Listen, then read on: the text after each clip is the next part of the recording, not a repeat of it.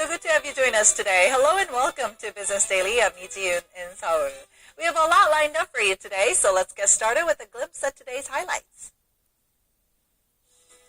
The two Koreas and Russia kick off the third test operation of their joint Najin-Hasan project to ship Russian coal from North to South Korea. We sit down with an expert to talk about how last week's Paris attacks may impact the global economy, as consumption, trade, and tourism are all expected to take a hit. But first, world leaders at the G20 summit in Turkey have endorsed a set of measures that's designed to tackle global corporate tax avoidance. The newly adopted plan seeks to oblige multinational corporations.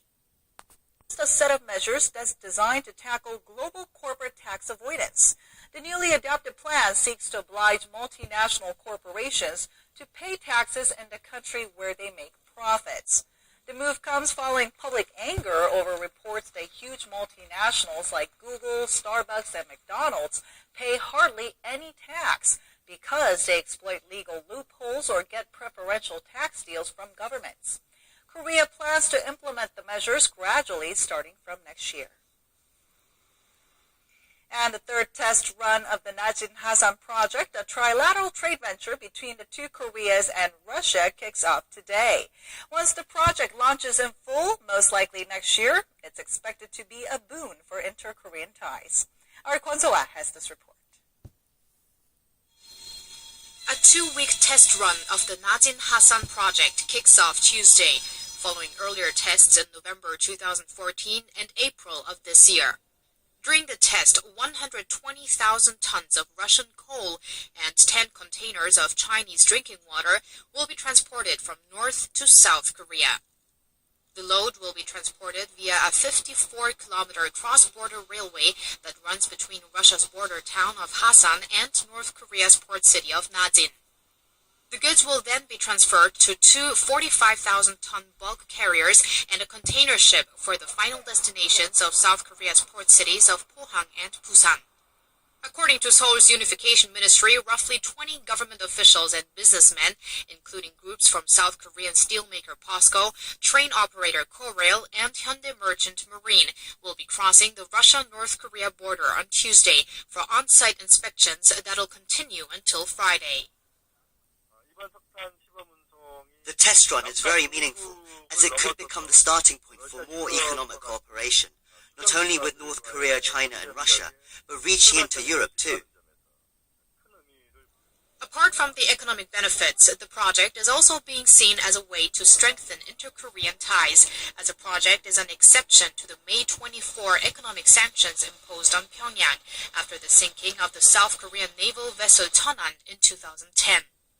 If all goes well, the project is expected to officially kick off next year. The project was first proposed in the 1990s, but is also part of South Korean President Park Geun-hye's Eurasia Initiative, which he has promoted since 2013, a plan to link transport and energy infrastructure from Asia through Russia and into Europe. Kwon So-ah, Business Daily. Koreans are becoming ever more dependent on their parents' assets to stabilize their own personal wealth, a trend that's only expected to continue. Now, experts say this is a product of the country's aging population and its lagging economy. Our Oh So-young has the story. There's a saying that goes, to succeed in life, you have to be born with a silver spoon in your mouth. This idea has caught on in Korea, with many young people subscribing to the idea that their economic mobility is determined by their parents' wealth, regardless of their own efforts. However, compared to major Western countries, family assets appear to have had less correlation to a person's chances of moving up the economic ladder than imagined. A recent report by the Naksongdae Institute of Economic Research shows that the impact of family assets on a person's ability to increase their own wealth amounted to 42% in 2010. For the United Kingdom, the rate was over 56%, and it was 47% for France and Sweden. To the idea that their economic mobility is determined by their parents' wealth, regardless of their own efforts.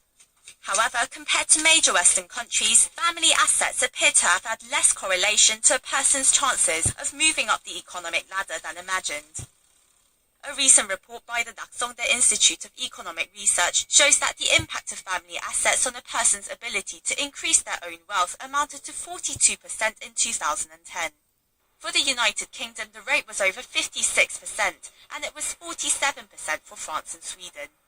In fact, Korea's rapid economic growth has been largely attributed to self-made wealth, acquired by an abundant working population with lower death rates compared to other countries. However, since the 1990s, the effect of family wealth has jumped significantly by 13 percentage points. This is mostly